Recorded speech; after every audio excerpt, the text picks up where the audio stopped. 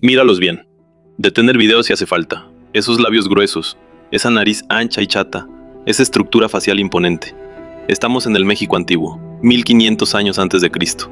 Y sin embargo, estas caras no se parecen a nadie que debiera estar ahí según la historia oficial. Durante décadas, arqueólogos y rebeldes han susurrado una teoría prohibida en los pasillos de la academia.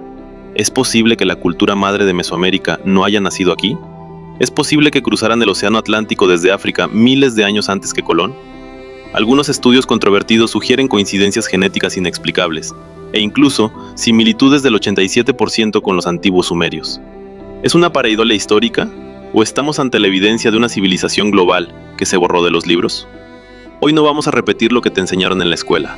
Hoy vamos a cuestionar la historia. ¿Quiénes eran realmente los olmecas? Porque su aspecto no coincide con ninguna población nativa de Mesoamérica del 1500 a.C. Y aquí es donde empieza la conspiración. Durante los años 40, un arqueólogo estadounidense encontró una de las primeras cabezas monumentales y dijo algo que casi le cuesta su carrera. Estas facciones no pertenecen a ningún grupo indígena, se parecen a poblaciones del África Occidental. Lo callaron, lo ridiculizaron, le quemaron la reputación académica. Desde entonces, cada investigador que ha sugerido una conexión transoceánica ha sido literalmente aislado, desprestigiado o borrado de la conversación. ¿Te suena familiar? Las instituciones hacen lo mismo cada vez que algo amenaza la historia oficial. Los olmecas deformaban el cráneo de sus bebés usando tablillas de madera para alargar la cabeza hacia atrás. Esto está comprobado. La historia oficial dice, era para parecerse al dios jaguar. Pero piensa un momento. La deformación craneal ocurría antes del año 800 a.C. y aparece simultáneamente en Egipto, Sumeria, los Andes, África Occidental, India y Mesoamérica. Qué casualidad, ¿no? El mismo procedimiento en las mismas fechas en culturas sin contacto entre sí. A menos que estuvieran imitando lo mismo. ¿Estaban tratando de parecerse a alguien? ¿A algo? ¿A una élite que los gobernó? ¿A visitantes que bajaron del cielo? ¿A seres con cráneos alargados reales? La arqueología prefiere tratar esto como ritual simbólico. Pero cada vez que preguntas qué estaban imitando, nadie contesta. ¿Y tú? ¿Sabías que existe un objeto olmeca que contradice todo lo que nos enseñaron en la escuela? En San Lorenzo, apareció una pequeña barra de magnetita pulida conocida como el artefacto M160. A simple vista, parece solo una piedra, pero los olmecas la tallaron con una precisión que hoy nos sigue asombrando. Aquí es donde entra lo imposible. Si haces flotar esta pieza en agua, se orienta sola hacia el polo norte magnético. Estamos hablando de una brújula funcional 3000 años antes de que Europa o China siquiera soñaran con una. Esto nos obliga a hacernos una pregunta incómoda. ¿Qué estaban alineando realmente? ¿Eran solo sus templos? ¿O estamos ante pruebas de rutas de navegación que la historia oficial jamás nos contó? Si esto es cierto, los olmecas ya dominaban el magnetismo cuando el resto del mundo aún vivía en la oscuridad. Pero espera, aún hay más. ¿Es posible que los olmecas dominaran la luz como hoy lo hace la tecnología moderna? En los sitios de la Venta y San Lorenzo se recuperaron espejos cóncavos hechos de hematita e ilmenita, pulidos con una maestría que desafía el tiempo. Pero lo que realmente causa asombro no es su brillo, sino su geometría. Estudios ópticos revelaron que estos espejos poseen una curvatura parabólica perfecta. Para que te des una idea, una parábola es la forma exacta que usamos hoy en las antenas satelitales para concentrar señales, o en los reflectores para dirigir la luz. Aquí el conflicto. La arqueología oficial insiste en que eran simples adornos que los sacerdotes llevaban en el pecho. Pero, ¿por qué tomarse la molestia de alcanzar una precisión matemática tan extrema para un simple collar? Si pones uno de estos espejos frente al sol, puedes concentrar el calor en un solo punto y generar fuego de forma instantánea. ¿Eran solo adornos? ¿O estamos ante las piezas de un sistema de comunicación visual o incluso una tecnología de energía solar que la historia oficial no se atreve a reconocer? Ahora vamos con algo tan impresionante que hasta el día de hoy ni la ciencia moderna puede explicar. Intenta esto. Arrastra una bolsa de cemento de 50 kilos por tu casa. Ahora imagina arrastrarla 1 kilómetro. Te llevaría horas, estarías destrozado. Los olmecas movieron el equivalente a 1000 bolsas de cemento, durante 100 kilómetros, a través de selva cerrada, ríos y lodo que te traga hasta las rodillas. Cada cabeza colosal pesa entre 20 y 50 toneladas. Para que lo visualices, eso es como mover 10 elefantes africanos adultos. O un tráiler de 18 ruedas completamente cargado, pero sin el tráiler, sin las ruedas, sin carreteras. Y aquí está el problema que nadie te cuenta. La distancia no es simplemente 100 kilómetros. Es 100 kilómetros de infierno geográfico. Desde la Sierra de los Tuxtlas hasta San Lorenzo, hay que bajar pendientes volcánicas pronunciadas con una roca que, si se descontrola, aplasta todo a su paso. Cruzar al menos 3 ríos caudalosos en época de lluvias. Atravesar pantanos donde el suelo literalmente no soporta el peso de un hombre, mucho menos de 50 toneladas. La versión oficial dice, usaron rodillos de madera y balsas. Seamos realistas, un rodillo de madera bajo 50 toneladas en lodo blando se hunde instantáneamente. No rueda, se entierra. Necesitarías reemplazar los rodillos cada pocos metros, lo que significa talar cientos, quizás miles de árboles masivos solo para una cabeza. ¿Y las balsas? Una balsa de madera primitiva que pueda soportar 50 toneladas sin hundirse requeriría un volumen de flotación enorme. Estamos hablando de una plataforma del tamaño de una casa. ¿Cómo la construyes sin herramientas metálicas? ¿Cómo la diriges contra la corriente? ¿Cómo evitas que se desintegren rápidos? Pero hay algo más inquietante. No movieron una cabeza, movieron 17 que conocemos. Eso significa que este proceso imposible lo dominaban, lo repetían, como si fuera rutinario. Hoy, con grúas hidráulicas, camiones de 40 ejes y carreteras pavimentadas, mover 50 toneladas cuesta millones de dólares y requiere permisos especiales. Ellos lo hicieron hace 3000 años, con lianas, madera y fuerza humana. ¿O no? Porque aquí está la pregunta que nadie quiere hacer.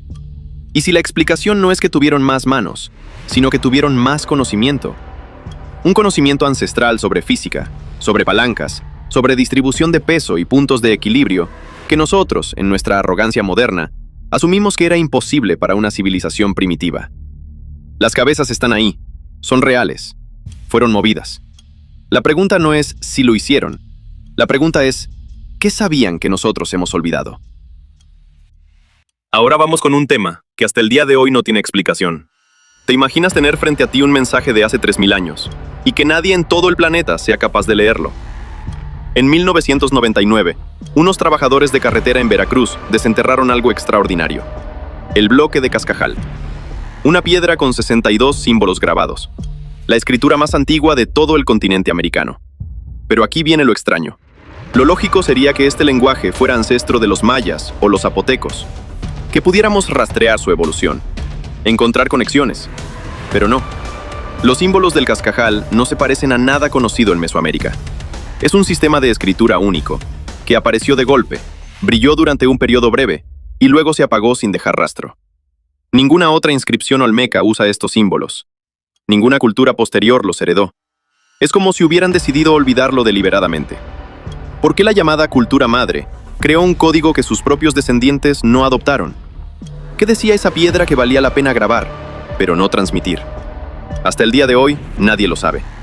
¿Es un registro comercial? ¿Un calendario ritual? ¿Un mapa del cosmos? ¿O conocimiento tan peligroso que decidieron enterrarlo para siempre? La respuesta sigue ahí, tallada en piedra, esperando. Es un misterio más de esta extraordinaria cultura ancestral, pero todavía hay más. Lo que vas a ver a continuación podría ser la primer prueba de algo inimaginable. ¿Y si la primera serpiente emplumada de México no fuera un mito, sino la descripción de una máquina? En la venta, existe una pieza que la arqueología oficial prefiere no analizar demasiado: el Monumento 19. Te dirán que es un sacerdote sentado dentro de las fauces de una serpiente sagrada. Simbolismo religioso. Fin de la historia. Pero mira tú mismo. El personaje lleva lo que parece un casco con visera. Su postura no es la de alguien meditando. Es la postura de alguien operando algo. Reclinado hacia adelante, con la mano derecha sobre lo que claramente parece un panel de control. Y esa serpiente, a su alrededor, tiene una forma demasiado geométrica, demasiado técnica, demasiado parecida a una cápsula. Ahora piénsalo. ¿Por qué un sacerdote en trance necesita equipo de protección en la cabeza? ¿Por qué está en posición de piloto y no de oración? ¿Por qué los olmecas tallaron con tanto detalle técnico algo que supuestamente era solo simbólico? La arqueología oficial dice, es arte religioso. Pero hay otra explicación. Los olmecas vieron algo real, algo que volaba, algo que no podían explicar. y lo representaron exactamente como lo vieron, pero usando el único vocabulario que tenían: serpientes, plumas, dioses. Porque cuando no tienes la palabra aeronave, ¿cómo describes algo que surca el cielo? Le llamas serpiente emplumada. Y lo que acabas de ver podría ser el manual de vuelo más antiguo de América. Y ahora la pregunta más inquietante.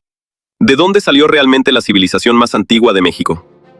Durante décadas, la historia oficial decía: los olmecas aparecieron de la nada, sin antecedentes, sin aprendizaje. Maestros desde el día 1. Pero eso nunca tuvo sentido. Ninguna civilización nace experta. Entonces, en los años 90, descubrieron a los mocayas, una cultura del 1850 al 1650 a.C., anterior a los olmecas, con aldeas, cerámica sofisticada y comercio. Misterio resuelto, ¿verdad? No. En el 1650 a.C., los mocayas hacían vasijas de barro y figurillas básicas. 150 años después, en el 1500 a.C., los olmecas transportaban bloques de basalto de 20 toneladas desde 80 kilómetros. Esculpían cabezas colosales con simetría milimétrica. Construían con orientación astronómica. Creaban sistemas de drenaje que no se verían hasta los romanos. En 5 o 6 generaciones, sin transición, sin errores, sin prototipos fallidos. Es como pasar de la máquina de vapor en 1800 al iPhone en 1850. Y aquí está lo inquietante. No hay cabezas deformes que muestren aprendizaje. No hay esculturas de práctica. No hay versiones burdas. Solo perfección desde el 1500 a.C. Como si los olmecas no hubieran descubierto ese conocimiento, sino que lo hubieran recibido. Completo, funcional, listo para usar. La pregunta ya no es de dónde vinieron. La pregunta es: ¿quién los educó entre el 1650 y el 1500 a.C.? ¿Qué pasó en esos 150 años? ¿Y por qué no quedó registro del maestro? Y si hablamos de maestría imposible, tenemos que hablar del jade. Para los olmecas, esta piedra era más valiosa que el oro. Pero hay un problema técnico brutal. El jade mesoamericano tiene una dureza de 6,5 a 7 en la escala de Mohs. Más duro que el acero. Solo puede trabajarse con diamante, corindón o carburo de tungsteno. Y aquí está el detalle que destroza la lógica. Los olmecas no tenían herramientas de metal, nada de acero, nada de bronce avanzado. Y aún así, perforaban el jade con orificios de menos de 1 milímetro. Tallaban detalles microscópicos. Creaban cuentas perfectamente simétricas, sin fracturas, sin grietas, sin errores. Hoy necesitas brocas de diamante, taladros de alta velocidad y refrigeración constante. Ellos usaban piedras, ¿o no? Porque en sitios olmecas se han encontrado cilindros de magnetita pulida, perfectamente rectos, con marcas de uso repetido. Los llaman lápices de magnetita. Pero la magnetita no es más dura que el jade. No debería poder tallarlo. A menos que no usaran solo presión mecánica. Y si conocían algo sobre resonancia, sobre frecuencias que ablandan el material, sobre magnetismo aplicado de formas que hemos olvidado. Mira las microperforaciones perfectas del año 900 a.C.